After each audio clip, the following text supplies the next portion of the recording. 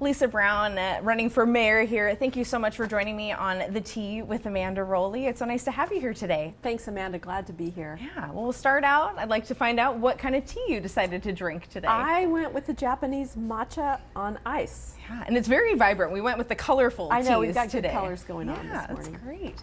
Well, Lisa, let's dive right into it. First of all, tell me, why did you decide to run for Spokane mayor? Well, I was the director of commerce, and I was doing that job from Spokane during the pandemic and moved my duty station back to Spokane. And I saw our city just not moving forward in some key areas, really falling behind in homelessness and the conflict that was going on between the council and the mayor. And I thought this is the time when I could bring my experience from the legislature and from WSU, Spokane, to the city I love. I think another piece of it was I had a grandchild during the pandemic and started to think about the future of this city for him and his sisters and all of his friends. So I really want to just bring, I've been a champion for Spokane, and I just want to bring that energy and ability to get people to work together here to the city. You touched on your experience. You're Washington's former Department of Commerce director. You've also served in our state legislature as our Senate Majority Leader and in the House of Representatives, and then WSU Spokane Chancellor, as well as the Minority Whip Floor Leader for the House of Representatives. What haven't you done? I came to Spokane in my 20s, and I was a student of economics, and I ended up getting a job teaching at Eastern. And so really, this city has been so fantastic for me. I've been able to teach hundreds of students at Eastern and Gonzaga. And then after living here for only maybe less than 10 years, I was elected to the legislature. And so I've had this opportunity to see Spokane grow and change and to be involved in many of the really good things that are happening in our city, from the Fox Theater to the new YMCAs to the WSU Medical School. And so that is just giving me this real appreciation for what we've got. Also things that we could lose if we don't work together and work hard, especially for more affordable housing and quality of life in our neighborhoods.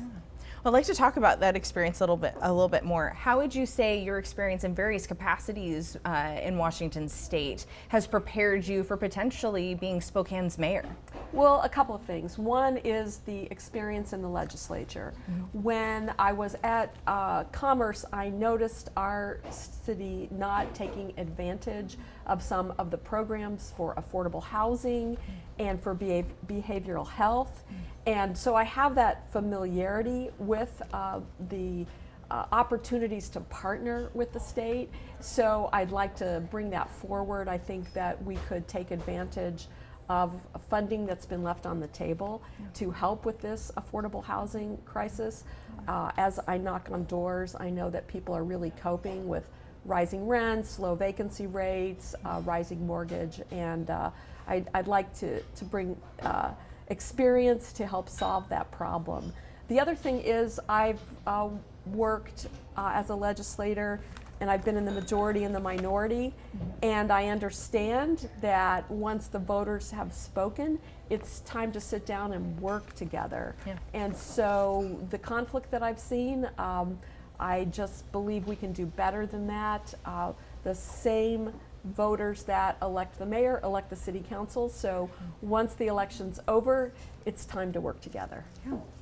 Sticking with housing, we're seeing a lot of people, Spokane County and the Inland Northwest continues to just grow. The secret's out, right? Spokane is a beautiful place to live. So what would you do as mayor to address the growing pains we're feeling because of this population growth in our community? We definitely need more housing. One of the things we have to pay attention to, however, is we need the infrastructure that supports a good neighborhood. So as I've been in Latah Valley, it's distressing to see that hundreds of houses are being built, but there's no fire station. There's no plan for a school or a park. And so we've got to do, as a city, that appropriate planning and investment in the infrastructure so that neighborhood can have the same quality of life as other neighborhoods. I think we also simply need to build more housing, and I believe there are ways to do that. We've got great close-in neighborhoods to downtown. I've lived in several of them over the years, and there's vacant property, there's land that could be developed within the city, and I'd like to see more housing, particularly what they call middle housing, which really works for young families starting out. Where could we see that? Maybe downtown core or all over? Clearly we could see more housing downtown, and I think some of that's underway, but there's more that could be done. We have too many surface parking lots downtown, and I think with the appropriate incentives and disincentives, we could get more of that converted into housing.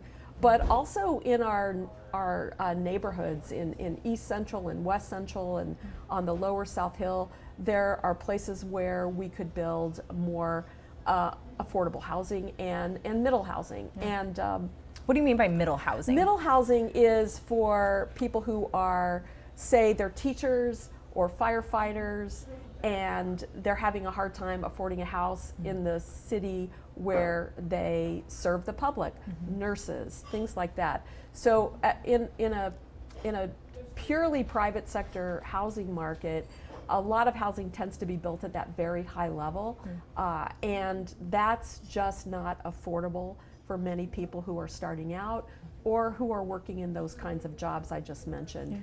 And so there are certain policies we could be implementing with the private sector to get more of that middle housing in Spokane. Yeah.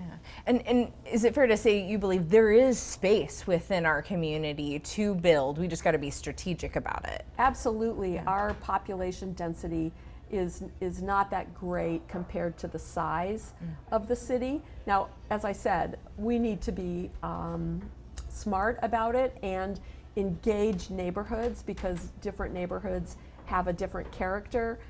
Brown's Addition is different than the Corbin Park neighborhood, is different than Chief Gary. So those kinds of things, working with the neighborhoods.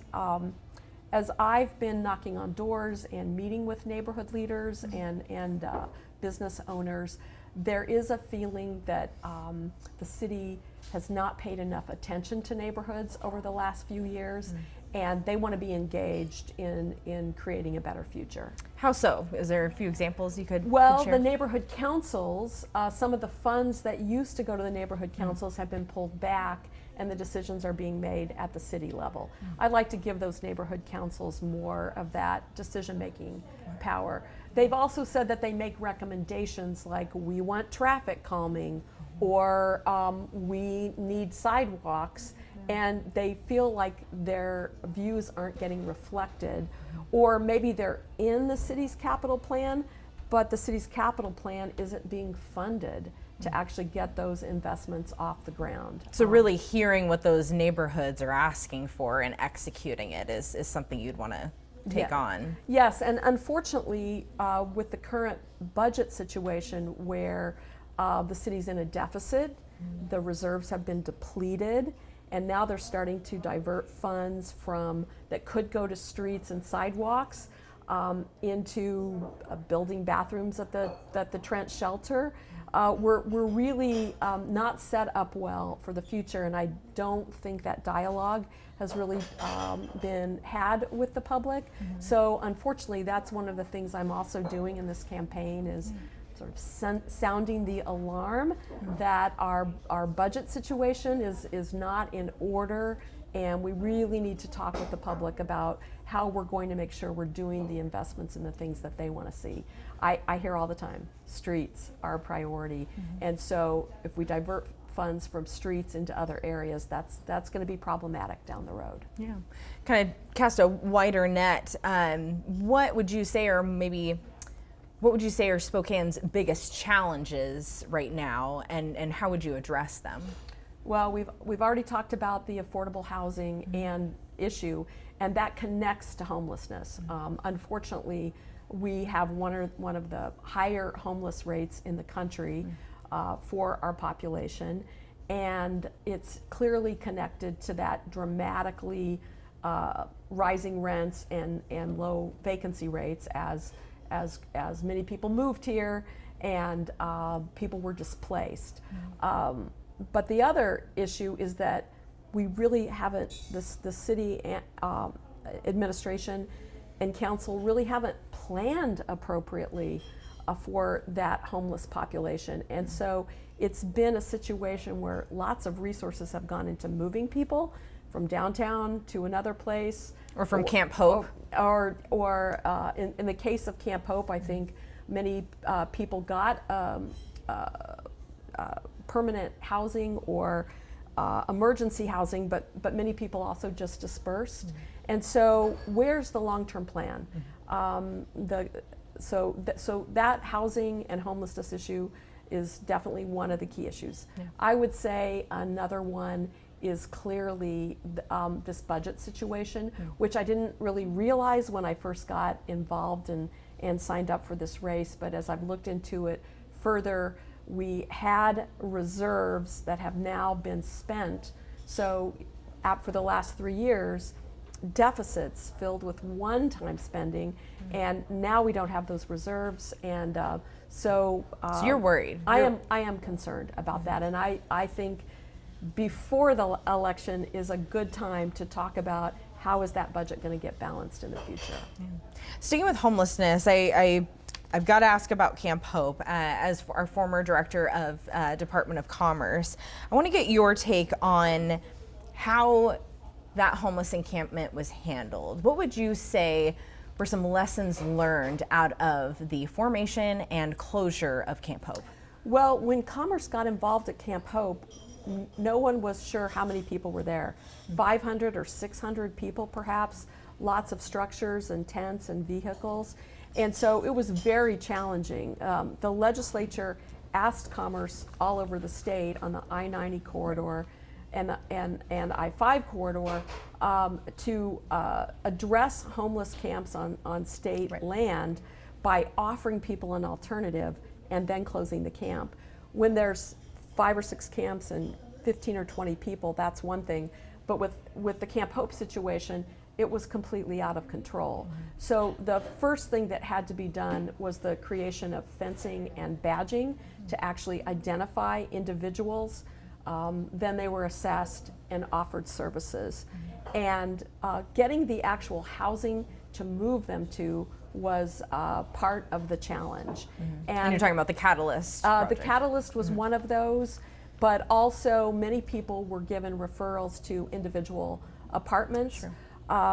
Part of the lessons learned is that housing is important, but it's not just about housing.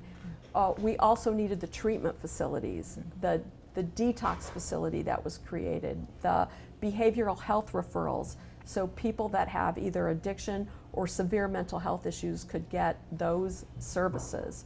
And that's not widely available in our community. It isn't, and that's, again, one of the things I think that I could bring to this position is a familiarity with federal and state resources that I could bring to bear.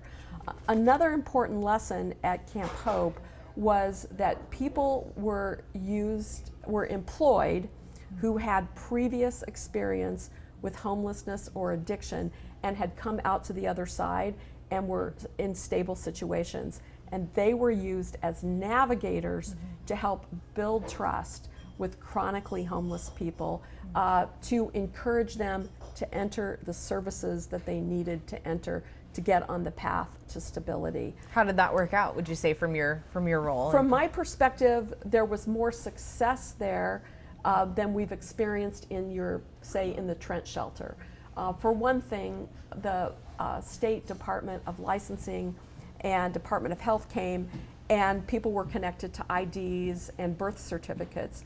At that point, some people reconnected with family or community. Sure. And it's that breakdown between a person who's completely isolated on the street, who then becomes victimized themselves, who may victimize others, that is really this very chronic issue we have to take on. One more lesson. Sure. I know that in some cases, we can do a better job of having non-law enforcement personnel responding to homeless people on the street. And there have been programs like this in other places. So who would that be? Are we talking like mental health professionals? Yes, or? so street medicine teams. Okay. So in some cases, obviously, if a person's breaking the law, you want a law enforcement response and you want accountability for a crime that's being committed. But if they're experiencing a severe mental health breakdown, acting out of an addiction, if they're simply transported to the emergency room or to jail and then they end up back on the street again, we've utilized a lot of resources and nobody's any better off. So I think we need some new approaches. The city of Eugene has a program like this. I think there's our city has one co-responder team with law enforcement and mental health, but we need to expand that. Sure. And one of the things we've done is perhaps ask police to take on things that they weren't initially trained to take on. And so I'm a firm believer that we can bring health professionals and mental health professionals into this very big challenge that we have. Yeah. So Lisa, as the former Department of Commerce director, the department's been criticized for how it handled the closing of Camp Hope. So I'd like to hear your perspective. Spill the tea on me, if you will. Yes. How could that have been handled differently? Oh, I think there's a lot of misinformation out there about that. So the state agencies involved were given a directive to create additional housing and services and offer that to individuals. And that's actually what happened. However, that was the directive. That was the goal. That was the directive. Yeah. That was the goal. Yeah. And the idea, and specifically the legislature said, don't just put that funding into shelters, because shelters don't have a good track record. People move into a shelter. I've personally served food at the Trent shelter, where on some nights there's over 300 people. Yeah. The place did not have facilities. We have millions of dollars going. I really question the decision that was made to open that shelter and utilize that as our main response to homelessness. So in the Camp Hope situation, a lot of the funding went into housing that will be affordable for years to come. And so when you take the amount of money and say, oh, well, there are only 500 people there, and it sounds like a lot of money going to just those individuals, but actually funding is going into our homeless system and into our affordable housing system. And I really are those things beyond just the Catalyst project? Oh, I mean, kind of absolutely. spell it out for me. Yeah, well, housing apartments and apartments that we call permanent supportive housing. So perhaps a person has disabilities. They need more than housing. They will also need services. Sure. And the funding is gone for that. When those individuals move on, that housing will still be there for 30 or 40 or more years. And so building up the actual inventory of affordable housing for more people. Also, I don't think enough of the success stories have been told. Family Promise, that works with homeless families in our community, is doing an amazing job. When people first arrive, they'll be in the emergency shelter. They may be sleeping on the floor, but immediately the team starts to work with them and reconnect that family to services, possibly even employment. There were people that went directly from Camp Hope into a training program, into jobs and apprenticeships. So I really don't believe enough of the stories of success have gotten out to the community.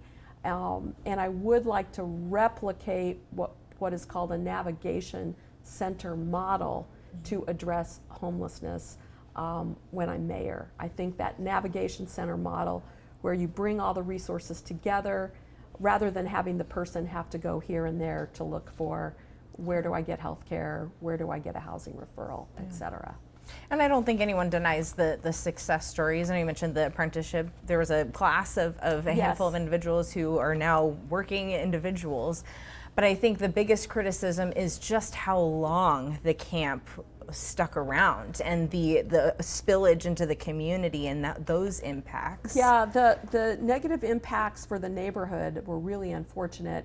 And unfortunately, I think the neighborhood got used a little bit as a political football. It was really unfortunate that the city's response to the state effort was to sue and litigate rather than sit down at the table and cooperate. Do you think Camp Hope would have closed by June 9th had this lawsuit not been introduced? Oh, absolutely. There was already a plan in place.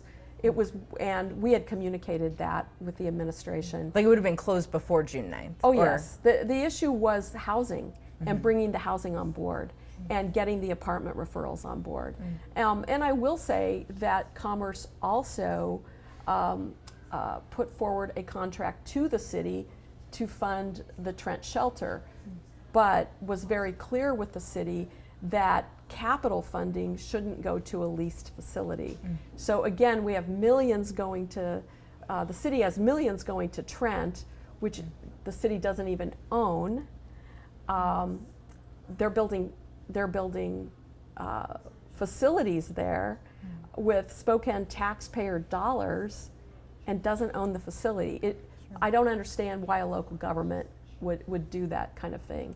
At the same time, the city is referred to the track as kind of a wraparound services, kind of like a starting point to get people off the streets and then connect to services. Where's the data to show the success? I think it's missing. And so you think it's not, what's happening at track isn't working? I think it's not working, and there's not a plan to pay for it going forward. At the same time, the city owns the Cannon Street facility, and that's been closed. It has, yeah, and no plan going forward on what to do with it. Exactly. So, if I were mayor, we would look at the facility. Should it be part of our system? Should it be sold to someone who would operate it independently? So, one way or another, letting it sit vacant while we're leasing another facility doesn't make sense to me. And I think that's one example of greater fiscal responsibility that I would bring to the city. I know an idea has been proposed about the future purpose of Cannon Street is to turn it into a respite facility funded by Medicaid dollars. Is that something that you would support? That could work, and in fact, that program through Commerce and the Healthcare Authority is called Apple Health and Homes. And it's a new program that the legislature has funded, and that's another example of state resources that I think both the city and the county, unfortunately, have not been very active in pulling into our community. Well, I want to move on to a few other topics here. Spokane Police Chief Craig Meidel. Some people are not happy with him. So I'd like to hear your thoughts, Elisa. Do you think Chief Meidel was justified in giving downtown business owners the level of access and information that he did? I think the buck stops not with the chief, but with the mayor. The chief reports to the mayor. So it's up to the mayor to say what the policies should be and how the chief should prioritize his time. So I'm not here to criticize the police chief. I do believe that the mayor has not appropriately responded to the public concerns. And I'm not just hearing it from a small group of people, but when I'm at neighborhoods up north, they say that they're not getting a response to police calls. And the chief himself said that their response rate has been 42%. That means a lot of people are calling in a property crime or another concern they have and not getting a response. So I think that's the fundamental issue. I know that our police officers have a tough job to do, certainly not criticizing them. They put their lives on the line. It's stressful, it's tough for their families. But we've got to have an honest conversation with voters about that 42% response rate. How are we going to change that? What is it going to cost? And I feel like that's the part that's been missing, is that honest dialogue with the public. Yeah. So dial it down for me. Was he justified in that? Personally, I feel like probably from what I've read, too much effort was put into that one group and that one organization. Even downtown has a lot more individuals and perspectives than that one organization represents. That seems like a disproportionate amount of the chief's valuable time spent there. We don't know if any other improprieties happened in terms of data that was released, because there wasn't an investigation done on that particular topic, and the mayor refused to do the investigation. And the Office of Police Ombudsman doesn't have the authority to do the investigation. So I do believe everyone should have some accountability, and that seems to be a gap in our current system. So then, Lisa, if you were mayor during this situation, would you have initiated an investigation that the community and city council has called for into Chief Meidel? Yes, and at the same time, I believe that the dialogue with the wider community that perhaps has been a bit of a missing piece over the last couple of years, that I would have worked hard to keep that dialogue going and would have been at the table myself. It's not easy to hear from critics about mistakes that have been made, but I think we owe it to the public to sit down and hear those concerns, especially concerns from members of communities of color, and hear what they have to say, work on opportunities to rebuild communication and trust. I'm a fan of community-oriented policing, and I think there's more that we can do there. In the current emphasis on downtown, those neighborhood resource officers have been pulled from the neighborhoods. I'd like to see how we get them back into the neighborhoods. So sticking on that thread there, what is your plan, Lisa, to increase public safety in Spokane? Public safety's got to have a couple of different aspects to it. One aspect is clearly law enforcement, and law enforcement has to be funded, accountable, get the kind of training that they need. So that's clearly one pillar of public safety. But another pillar of public safety has to be a plan to address homelessness. Without that plan, we are simply moving visibly homeless people from under a bridge to the emergency room, or to jail, or to a shelter, and then the process starts all over again. So again, that's that cycle of crime we're seeing. Yes. Right? Well, and I would say there's a percentage of people who are homeless who also commit crimes. There are a lot of people who commit crimes who have a place to go and sleep at night, and they're still committing crimes in neighborhoods. And that's why I think it's important that we look at these two issues linked but separately. So one aspect, law enforcement, responding to property crimes in neighborhoods. Another aspect, having a plan for homelessness. A third aspect, looking at these street medicines or emergency response teams, including behavioral health professionals, to address people with addiction and severe mental health issues on the streets. What about the violent crimes we're seeing? You touched on property crime, but we are seeing an uptick in our community of drive-by shootings and just violent crimes in general. So how would you address that? Thank you for mentioning that. Unfortunately, one of the areas where we're experiencing an increase is in domestic violence, and that's and family violence, and that's an issue I've worked on for a long time. Former board member at the YWCA, which does a lot of our response.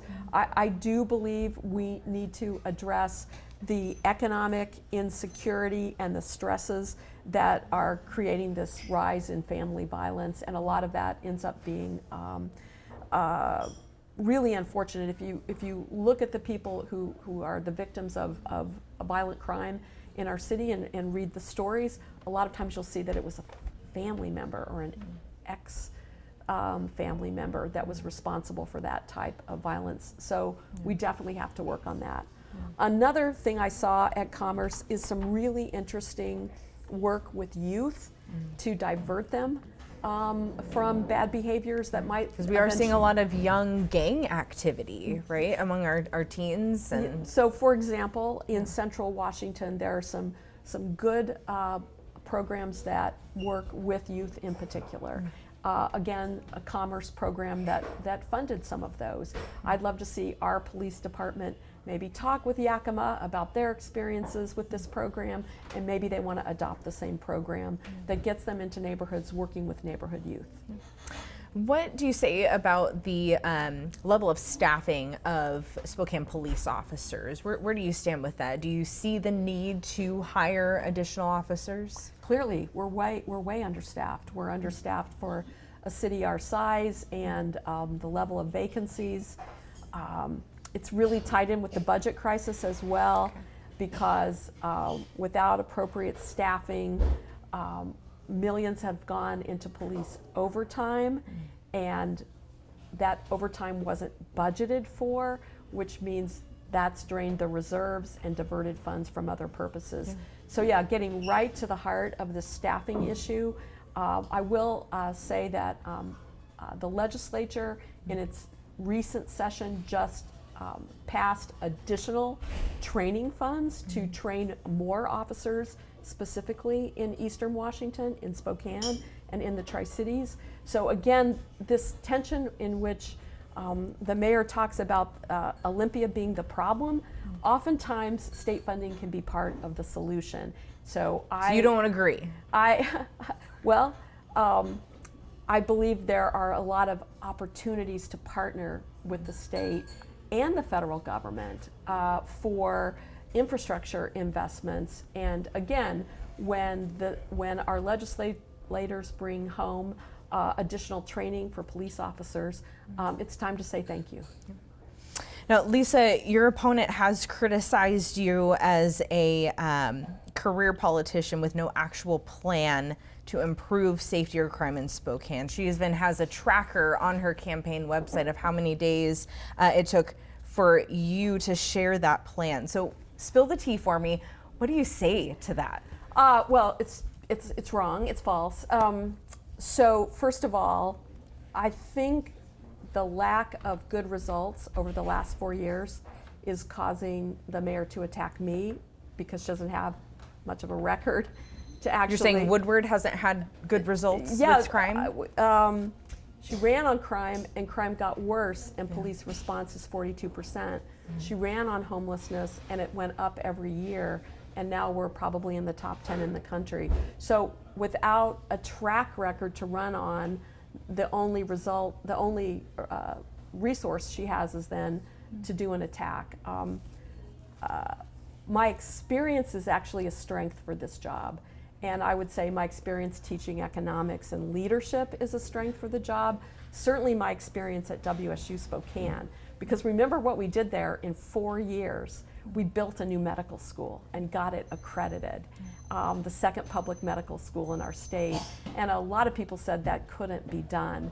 And I was able to work with a team and work with Democrats and Republicans in the state legislature, and of course with Dr. Elson Floyd as our leader. And we were able to get that done. And he hired me to be the chancellor of the Spokane campus because he believed I could get those kinds of results. So my experience is actually a positive thing. I will be able to hit the ground running as mayor, build a good team, work well with the city council, get the budget house in order, and invite community and neighborhood in to help me be part of making plans for the future. Thank you. Yeah, just to kind of answer for voters, I mean, they're seeing just this 100+ days. I mean, how do you comment on that? It's like, okay, it seemed like Woodward's campaign put this spotlight on, we are urgently waiting for this safety plan, well, right? When I declared for mayor in March, I immediately went on a listening tour. And I had ideas about public safety, but I wanted to hear from people. I met with firefighters, the police guild. I met with neighborhoods, business leaders. I looked at programs in other cities in the Northwest, and I published a public safety agenda that right now is a blueprint that I can enact as soon as I'm elected. So I would encourage people, go to my website, look at my public safety agenda. It's very comprehensive. I don't see anyone that's criticized it. And I would turn the question back around to the mayor. What's the plan? Budget's in deficit. What's the plan to balance it? Homelessness has risen way beyond the capabilities of the Trent shelter. What's the plan for that? I think really she's the one that hasn't shown us a plan, even though she's been in office for nearly 4 years. So Lisa, you spent that time really gathering the intel to formulate a plan. Is that fair to say? Yeah. Absolutely. Okay. And I learned things from that. I learned. What was the biggest takeaway? I think one of the biggest takeaways for me is that there seems to be this narrative that half of us don't care about crime and the other half don't care about homeless people. And here's what I learned. People care about both. People in Spokane are compassionate and they want to help people who need that help and are willing to take that help, and they want accountability when people commit crimes. And so this political narrative that one side of the aisle cares about this and the other side of the aisle cares about that, I think most people care about both, and they want political leaders that will work together and work on both things. And you're that mayor? I will be that person, and I will do it in a way that accepts people who disagree with me need to be at the table, and I need to keep listening to them because there are always more things to learn. A couple more questions, Lisa, and feel free to enjoy your tea. How's the matcha? It's really quite good. It's very, very green. Yeah, it's great. Well, another kind of hot button topic here. So again, I'm going to ask you to spill the hot tea for me. Yes. So you've criticized Woodward's administration, saying it's stalled the city's progress and pointing to excessive turnover and too much conflict. So how will your administration be different? Well, one of the things I learned both at WSU Spokane and at the Department of Commerce is I will come in and I will inherit a leadership team. And I'm looking forward to that. I want to meet and understand each of those individuals' capabilities. There may need to be some changes, but I will make that decision quickly. And then with the team, we'll set some priorities. I'll set a big table for a transition committee, and I'll invite a lot of people with different perspectives, from downtown businesses to neighborhood businesses, to people with diverse points of view to that table. So you're saying there needs to be a personnel leadership change? Is that what you're implying? There may need to be some changes within the leadership team at City Hall, but I'm not going to make that decision until I have a chance to meet with them and evaluate. The amount of turnover that's happened, I think, has led to low morale. I mean, we don't, there's how many city administrators? 3 or 4. How many HR directors? 3 or 4. How many housing directors? 3 or 4. So that turnover, I think, is symptomatic of probably inexperienced leadership. So I do believe I will be able to bring more stability to City Hall and invite people to make recommendations, invite City Council members who are also elected to be part of recommending solutions that work for their districts and the neighborhoods in their districts. I know Woodward has responded to that same question, and she told me that the city has the same amount of turnover as a corporate office, if you will, with 2,000 under her guard. So do you agree with that? Or? Well, I would say we had less at Commerce. And how many people did you oversee in Commerce? At Commerce, the amount of people and the budget doubled during the time I was there to over 600 people. Okay. And so smaller than the city of Spokane. Yeah, absolutely smaller than the city. But talent retention has to do, for example, with regularly asking employees what's important to them. So we did annual surveys. Those are publicly available for people to see. Commerce came out well as an employer of choice in those surveys, but obviously there was room for improvement, and we would take on specific issues that people brought up and try to make improvements there. So you oversaw that effort? Oh, absolutely. Yeah. And that is something I have not seen if the city does those regular surveys of their employees, but I would certainly initiate that. I also believe that part of successful workplace is really working with people to refocus on the culture and mission of the organization. The City of Spokane has a great mission of serving the city, but I'm sure there's room for improvement in terms of training opportunities for people who come into the city. Are they given opportunities to advance into leadership roles? And that is definitely something I would work on. Great. I guess I want to maybe clarify, so we talked about maybe potentially a change in leadership, but do you feel like there needs to be a culture change within the city or the administration? I believe that part of the tension of the last 4 years, and maybe it even goes before that into the previous administration, is the sense that the administration is not very open about the information with the city council, and so there's levels of frustration there. I would want a very open, transparent culture in which the information is available to the public, the information is available to the council members.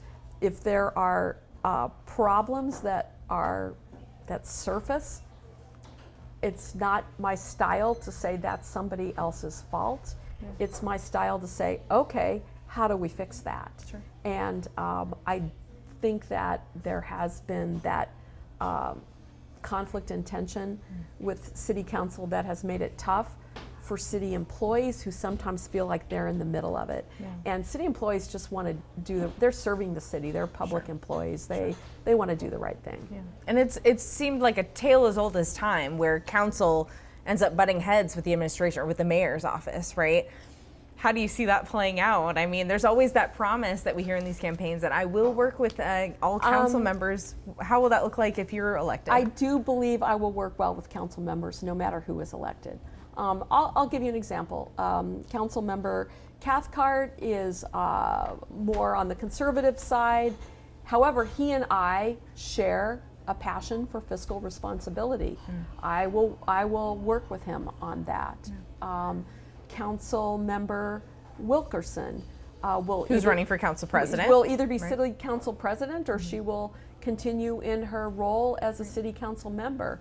And she's very passionate about her district, and in particular the East Central neighborhood, which has been bisected by 2 freeways now.